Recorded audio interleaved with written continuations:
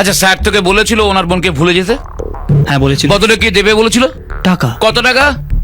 25 লাখ টাকা। হ্যাঁ, তো তুই টাকা নিয়ে তারপর কি বললি? টাকা কে নিয়েছিল? ও মা গো, স্যার দেখছি স্যার, দেখছি ওকে আজকে আমি দেখেই নেবো। দেখছি দেখছি। ভালো করে ভেবে বল। তুই সিঁড়ি দিয়ে আস্তে আস্তে উপরে উঠে এলি? এলাম। এলি। আচ্ছা স্যার তোকে কি বললো? ওনার বোনকে ভুলে যেতে। রাইট। বদলে উনি কি দেবেন বললেন? টাকা। রাইট। কত টাকা? 25 লাখ টাকা। তারপর তুই কি করলি? টাকাটা না আমি নিলাম না। এই, তুই টাকা নিয়ে বলেছিলি আমার বোনকে ভুলে যাবি। হ্যাঁ বলেছিলাম।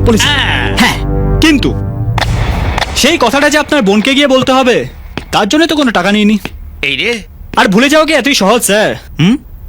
আর এইটুকু পয়সা নিয়ে এত বড় ঘটনা ভুলে যাওয়া পর্দায় পোষায় না। কত চাস? যা খুশি দিন, দরদামের দিকে বেশি যাব না। 25 লাখ। এনাফ স্যার, ডান।